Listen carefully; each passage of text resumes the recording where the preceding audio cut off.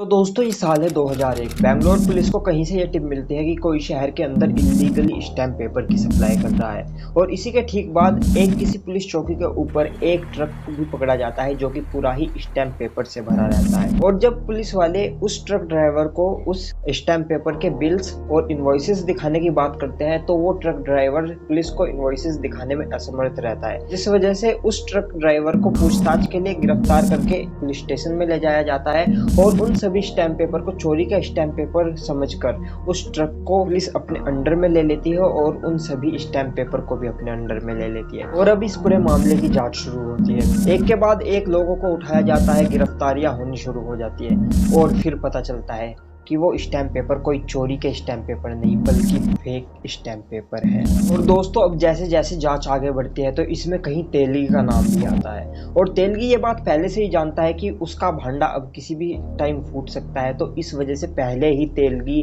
Underground हो जाता है। Abdul Karim Talli is also very famous for smuggling in mobile phones inside the jail. How can these papers, whose lowest value is just 10 rupees, be the central figure of such a massive scam? అలాగే ventilator start ಆಯ್ತು Who are those politicians? ಒಂದ್ ಕಡೆ ಜನಕ್ಕೆ ಶವ ಪಾರ್ಥಿವ ಶರೀರದ ಪ್ರೇಮದಲ್ಲಿ ಅದನ್ನ ಮನೆಯಲ್ಲಿ ಹೈ ಡ್ರಾಮಾ ನಡೆದು ಹೋಗ್ತಾ ಇದೆ. Politicians of the dark force against us.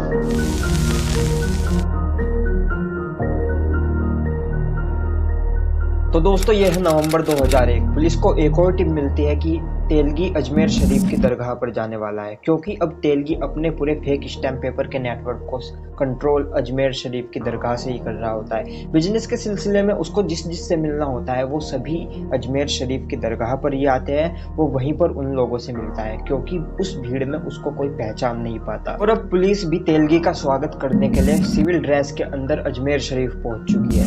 और अब पुलिस देखती है कि एक व्यक्ति जो कि पीछे से देखने में तेलगी जैसा लगता है वो अजमेर शरीफ में दरवाजे को चूम रहा है, लेकिन उस व्यक्ति को पुलिस एकदम से जाकर पकड़ नहीं सकती थी क्योंकि उस भीड़ के माहौल में अशांति पैदा हो सकती थी इस वजह से। और तेलगी इस वजह से ही पुलिस के हाथों से बाहर भी निकल सकता था। तो अब इसलिए कैसे भी करके पहले तो पुलिस को आइडेंटिफाई करना था कि वो व्यक्ति ही तेलगी है, लेकिन पुलिस उसको आइडेंटिफाई कर पाती उससे पहले ही तेलगी वहां से चलना शुरू कर देता है। तेलगी अब अपनी गाड़ी की तरफ बढ़ रहा है और पुलिस के हाथों से वो दूर जाता जा रहा है। तभी एक इंस्पेक्टर पीछे से लाला कहकर आवाज लगाता है और लाला सुनते ही तेलगी घूमकर देखता है और उसके घूमते ही पुलिस उसको आइडेंटिफाई कर लेती है और उसको वहां पर पकड़ लेती है। और अब तेलगी को पकड़कर उससे पूछताछ करने के लिए पुलिस स्टेशन ले जाया जाता है, लेकिन पुलिस के लाख कोशिश करने के बाद भी तेलगी पुलिस का ज्यादा सपोर्ट नहीं कर रहा था जांच में। तो कोर्ट की परमिशन के बाद तेलगी को नार्को टेस्ट के लिए हैदराबाद ले जाया जाता है। Karim Telgi in a Bangalore hospital in 2003, a videotape of a narco analysis test where he was injected full of Truth Zero and pushed to answer questions about his political links. और narco test में तेलगी बड़े बड़े खुलासे करता है, बड़े बड़े politicians का नाम लेता है। और अब जैसे ही इस केस में बड़े बड़े नाम सामने आने लगते हैं और एसआईटी के एक ऑफिसर का मर्डर भी कर दिया जाता है, तो अब इस जांच को एसआईटी से छुड़ाकर सीबीआई के हाथों में सौंप दिया जाता है। और अब लोग बोल भी देते हैं कि सीबीआई जो है ज़्यादा ही पॉलिटिकली इन्फ्लुएंस है और अब कोई भी बड़ा नाम इसमें और सामने नहीं आएगा। और जैसा लोग सोचते हैं बिल्कुल उसी के जैसा ही होता है। कोई बड़ा नाम इस जांच में आगे सामने नहीं आता, क्योंकि अब बस ये सारी जांच सिर्फ तेलगी और उसके साथ के सिर्फ 20 और 25 लोगों के ऊपर ही फोकस कर दी जाती है। लेकिन इतना सब कुछ होने के बाद भी अपने नेटवर्क को तेलगी जेल से ही ऑपरेट कर रहा होता है, क्योंकि पैसों के बलबूते पर तेलगी को मोबाइल फोन वगैरह और सारी इंपॉर्टेंट चीजें जेल में ही मुहैया हो जाती है। और उस टाइम में अगर किसी के मोबाइल फोन का अगर आपको रिकॉर्ड भी चाहिए होता था तो परमिशन लेने में 7 दिनों का टाइम लगता था और ये बात तेलगी अच्छे से जानता था। तो जिस वजह से तेलगी इस चीज का फायदा उठाना भी जानता था और हर छठे दिन अपने फोन को वो चेंज कर देता था जेल के अंदर ही। और दोस्तों ये सारी चीजें जैसे चल रही थी, ये सारी चीजें ऐसे चलते चलते काफी टाइम बीत जाता है। उसकी फैमिली भी इस चीज से परेशान थी और अब तेलगी अपनी बीवी की सलाह पर ये सारी चीजें कबूल करने के लिए तैयार रहता है, अपनी सच्चाई पुलिस को बताने के लिए तैयार रहता है। और अब तेलगी खुलासा करता है कि वो अपने नेटवर्क को इंडिया के 25 स्टेट्स के अंदर और 70 से ज़्यादा शहरों के अंदर चला रहा था, जिसमें वो लगभग 350 लोगों की 350 एजेंट्स की हेल्प ले रहा था।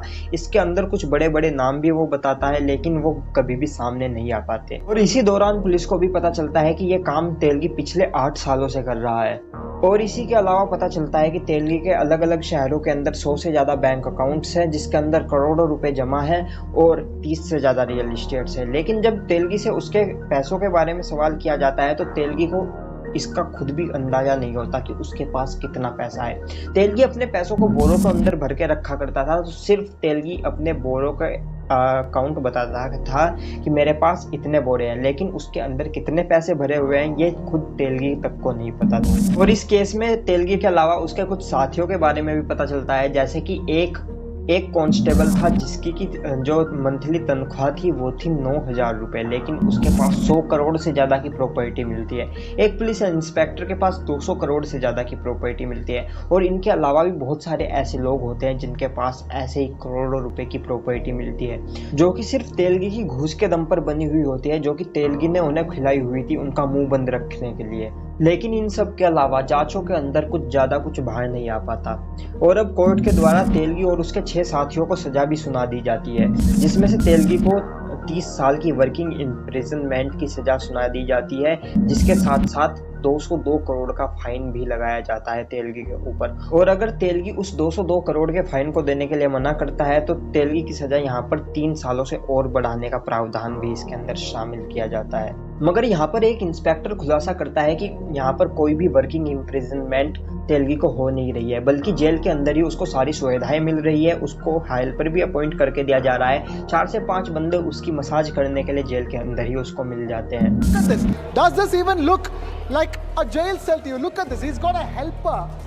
और इसी के अलावा पूरे देश के अंदर भी पूरी गर्मा गर्मी का माहौल चलता रहता है, क्योंकि पिछले 8 साल के अंदर जो भी कानूनी काम स्टैम्प पेपर के ऊपर हो रहे हैं, कुछ लोग अब उनको अवैध बताना शुरू कर चुके हैं। चाहे वो किसी की कोर्ट मैरिज हो, चाहे किसी ने कोई प्रॉपर्टी खरीदी हो, चाहे किसी का कोई बिजनेस हो, जो भी डीलिंग उनकी किसी स्टैम्प पेपर के ऊपर हुई है उसको लोग अब अवैध बताना शुरू कर चुके हैं। और इस चीज के पीछे लोग रीजन ये देते थे कि अगर जिस पेपर के ऊपर, जिस स्टैम्प पेपर के ऊपर ये सारी डीलिंग्स हुई है वही अवैध है, तो ये सारी डीलिंग्स कानून के अंडर में कैसे आ सकते हैं, ये भी तो इलीगल या अवैध होंगी ना। तो इन सब चीजों के चलते कोर्ट को इन सब चीजों के बीच में इंटरव्यू करना पड़ता है और बोलना पड़ता है कि भले ही ये सारी चीजें, ये सारी डीलिंग्स इलीगल स्टैम्प पेपर के ऊपर हो, लेकिन इन सबको लीगल माना जाएगा, क्योंकि इन 8 सालों के अंदर, पिछले 8 सालों के अंदर जो भी 1992 से 2001 के बीच में जितनी भी शादियां हुई थी अब वो टूटने की कगार पर थी। जितने भी बिजनेस शुरू हुए थे वो बंद होने की कगार पर थे।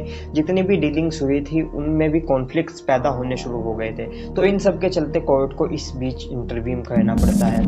और अब 26 अक्टूबर 2017 जेल में ही तेलगी की मल्टी ऑर्गन फेलियर की वजह से डेथ हो जाती है, जिसके बारे में तेलगी का वकील बोलता है कि तेलगी को जेल के अंदर ही एड्स से संक्रमित इंजेक्शन दिया जाता है। लेकिन इसमें एक इंस्पेक्टर जिसने 2001 में तेलगी की मेडिकल रिपोर्ट्स कराई थी वो खुलासा करता है कि तेलगी को पहले ही 2001 के टाइम पे ही एड्स डिटेक्ट हो चुका था। और अब रिसेंटली 2018 में तेलगी की विल भी सामने आती है, जिसमें उसकी बीवी कोर्ट के सामने ये बोलती है कि तेलगी ने अपनी विल में लिखा है कि उसने घोटाले के कमाई से जो भी उसकी प्रॉपर्टी खरीदी हुई है वो सरकार के नाम कर दी जाए। और इसी के अलावा ही बहुत ही जल्दी हंसल मेहता की एक वेब सीरीज भी इस पूरे कांड के ऊपर आने वाली है, जिसका नाम होने वाला है स्कैम 2003। तो उसके लिए भी आप जरूर से एक्साइटमेंट बनाए रखिएगा। तो फिलहाल की इस वीडियो में दोस्तों इतना ही। उम्मीद करूंगा आपको ये वीडियो अच्छी लगी होगी। अगर आपको ये वीडियो अच्छी लगी है तो वीडियो को लाइक जरूर कर दीजिएगा, चैनल को भी सब्सक्राइब कर लीजिएगा। और अगर आपको एक अच्छा डीमैट अकाउंट खुलाना है, चाहे आपको शेयर्स खरीदने हो, चाहे आपको IPOs में बिड लगानी हो या म्यूचुअल फंड्स खरीदने हो, तो आप जरूर से नीचे डिस्क्रिप्शन में अपस्टॉक्स के लिंक से अपना डीमैट अकाउंट खुला सकते हैं। तो मैं आपको किसी और वीडियो में बहुत ही जल्दी मिलने वाला हूँ। तब तक के लिए मैं चलता हूँ, बाय बाय। चैनल को सब्सक्राइब कर लीजिएगा।